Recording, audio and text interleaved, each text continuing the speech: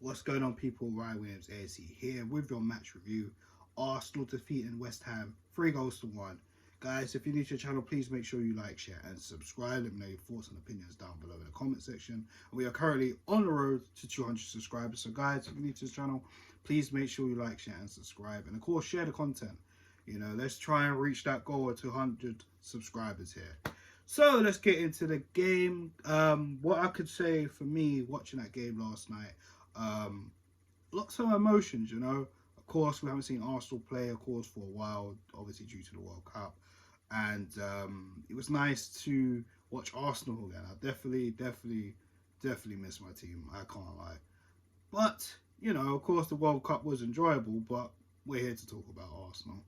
So, first half, I have to say, I thought we did well. I thought we did all right. It was a little bit frustrating not being able to hit the back of the net because the amount of chances I felt we should have taken a lot more better. The build-up play was fine. The passing was fine. I just felt just wasn't good enough in the final third. You know, that's just my opinion on that first half. I thought we just need to keep trying, but it was a little bit frustrating at time, and not necessarily thinking about, you know, the whole team hasn't really played a lot together within the first main team. I know there was a lot of players that didn't go to the World Cup. You know, they had a few friendlies themselves, and then of course, you know, players who, you know, left the World Cup early, they went to train and stuff, and you know there wasn't really much competitive football, just a few friendlies, you know. But it was always going to be, you know, dust off the cobwebs type of feel, and then hopefully we'll pick up the 3 points. So there was that, you know, there was that unfortunate penalty that, you know, we gave away. Bowen getting tackled by Saliba. At first I thought, oh, Bowen's made a meal of that, no way, that's a pen.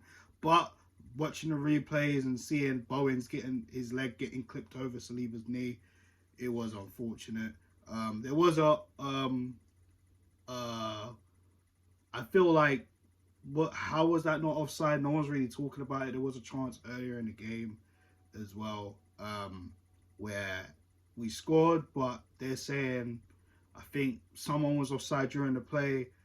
I didn't feel Saka was offside during that play personally, but it was where it was, and we never really got to see that. So if it was clear and obvious, then fair enough. I guess I can forget about that. But I don't know. They didn't really talk about that during the break, you know. But it was where it was. But yeah, as I was saying, West Ham convert the penalty 1-0. It was what it was. It was frustrating, I have to say. But second half, totally different team. And I was even speaking to a couple of my guys in our group chat, you know, that Arteta's probably going to lay into them, because you know Mikel Arteta already. If he's not happy and he sees something, he's probably going to get into them, not probably scream at them, but lay into them and let them know, listen, this is unacceptable. We need to turn up the volume. And we did that in the second half. In the second half, it was much better. You know, flowing the football. We just kept doing what we was doing, really, if I'm honest. It was the same thing. I just felt it was turned up a little bit.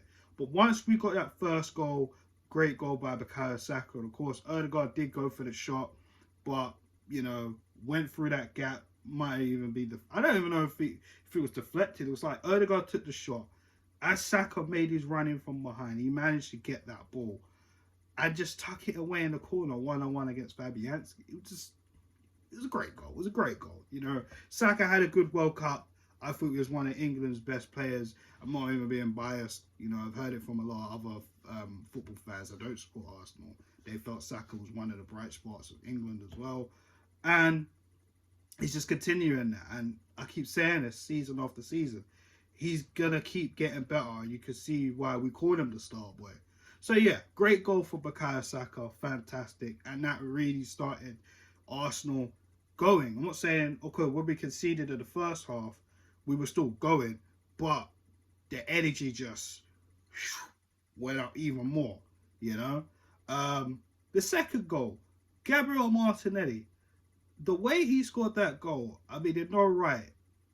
If I was a goalkeeper, I'd have been furious with the way Fabianski kind of had that, man, because it was literally Martinelli he shouldn't be scoring from there, but it doesn't even matter. He just buries it right in the bottom of the corner, like right in the middle of the goal. Like, I mean, how did he even do that? Obviously, we know how, but I mean, how could the goalkeeper even allow that? But it doesn't even matter, man. Martinelli on the score sheet, things you love to see. You know what I mean? He didn't really get that much minutes in the World Cup, so he's definitely fresh. You know, same as Ramsdale, definitely fresh, as well as Ben White. But we're gonna get onto them guys in a minute. So the third goal. Let's talk about this. Actually, in fact, before we even talk about the third goal, on the screen, and I know they were showing us, of course, on Amazon Prime when we was watching the game, we did see Arsene Wenger back at the Emirates, his first time back at the Emirates since his departure back in 2018. It feels like it was a perfect night for Arsene Wenger to come back. And as soon as the screen went on to Arsene Wenger in the Emirates Stadium, seeing him celebrate Martinelli's goal, the whole stadium erupted. You heard the one Arsene Wenger song. It was just a feel-good night. It was beautiful to hear, you know what I'm saying? And, of course, we all remember, unfortunately, the way things turned out in the end of Wenger's tenure.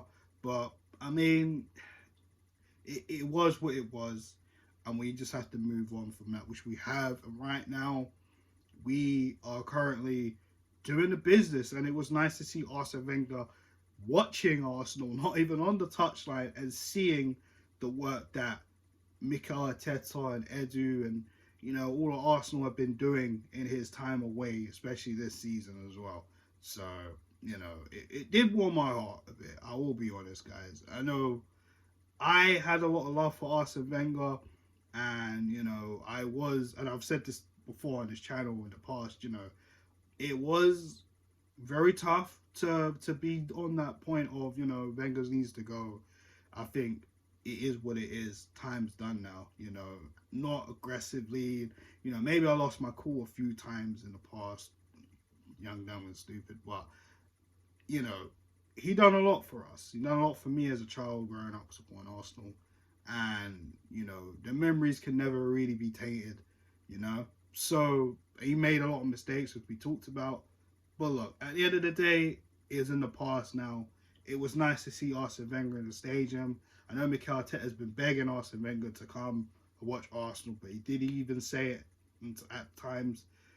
When Arsene Wenger's ready, when he's ready, Wenger could come back. The door's always open for him. So, will we see Arsene Wenger at the Emirates a lot more? I mean, we'll see. I know Arsene Wenger's got his job at FIFA, but is there anything into this? Did he just come and just want to watch a game? Because I know it was a lot of pain for Arsene Wenger to come back to the Emirates, you know, and not be in charge anymore. But regardless of that, it was nice to see Arsene Wenger at the stadium. But let's talk about the third goal. Eddie Nketiah.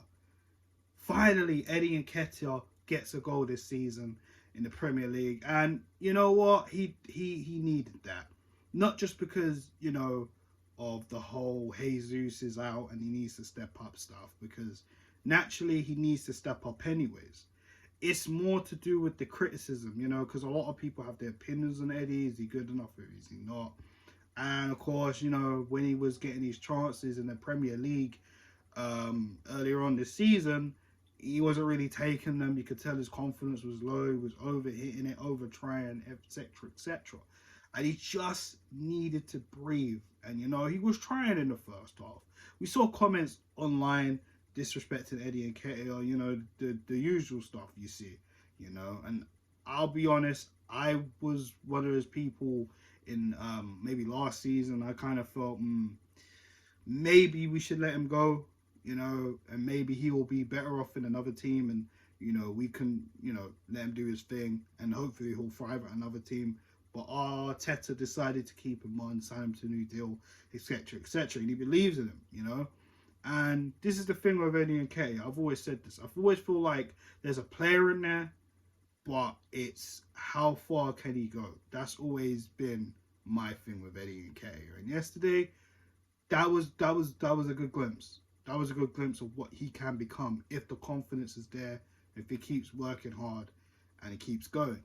You know, the move to set up the goal was fantastic as well. The pass from Xhaka to Ben White. Ben White, I don't know what the hell he did, but he ruined that defender. My goodness. And Eddie Nketiah getting that ball in, and the turn he did on Carrier was fantastic. Turns him, first time finish, bottom corner, bang, game done. Eddie Nketiah, well done. He deserved it. He deserved it. I thought he was trying, and he got it. The stadium erupted. The players erupted, even the subs on the bench. Everybody was happy for Eddie. And even after the game, you know, Saka was being interviewed by, you know, the pundits, Thierry Henry and Eddie Anuko, and I think it was Scott Parker as well as Gabby Logan. They were all talking to him, Saka, and, you know, they all said, listen, we're happy for Eddie. And even Eddie got in an interview where they asked him how he felt, and Eddie was happy and excited. He just said he just wants to do his bit for the team. And it's what you want to hear, you know. Arteta even said he gave him a big hug because he knows the player that's inside of Eddie. So hopefully we'll continue to see that with Eddie and Nketiah, you know. And it keeps carrying on from him, because that moment, I know he's been waiting for a moment like that. So that hopefully gives him the confidence, because the next game is going to be tough. And it's always going to be tough game by game. But hopefully this puts Eddie in the right frame of mind, gives him the right confidence. Because let's not forget, last season, when Lacazette wasn't doing much, Eddie stepped in and Eddie started doing something. Let's not forget, memories go quick, you know. Let's not forget about that, all right? Whether you think he's good enough or not, he did help us out last season, because if it weren't for his goals that he was chipping in last season, I mean, could Tottenham taken that top four off us quicker or not? Who knows? It was what it was, what happened with that season. But this is this season. We are 7 points clear, top of the table, in front of Newcastle and Manchester City. So all things are good, man. Let's keep the ball rolling, and let's keep going, man, because it's gonna be tougher as it keeps going. But yeah, guys, my man of the match has to be Martin Ødegaard. I thought Ødegaard was fantastic. His passing, his determination. You know, we say Ødegaard needs to shoot more. He was shooting a lot yesterday, and I mean, one of them even went for Saka to create his goal. So that was good. You know, I just felt Ødegaard was fantastic, you know. And this is what we need to see from Martin Ødegaard. And even, hell, the last game against Wolves at Monaghan, Ødegaard was doing the business then. So this is the captain we want to see. Ødegaard, the conductor, as I like to call him, doing his thing. So yeah, Martin Ødegaard, I have to give special praises to Thomas Partey, as well as Bukayo Saka and Ben White. Again, another exceptional game for Ben White, you know. Didn't kick a ball at the World Cup, comes back for Arsenal, puts out an 8 out of 10 performance. I mean, come on, man. Ben White, fantastic, man. Has to be mentioned. But there it is, guys. I'm gonna wrap it up here. So, guys, again, apologies for the late one. Please make sure you like, share, and subscribe. I will be back for the match preview for Arsenal's next game. And guys, like I said, if you want to hit me up, in the description, there's links to my Twitter and my Instagram. So there we have it. And guys, let me know your thoughts and opinions in the comment section as well. I love to hear from you all. But on that note, guys, I am signing off. Take care, people, and have a good evening. Peace.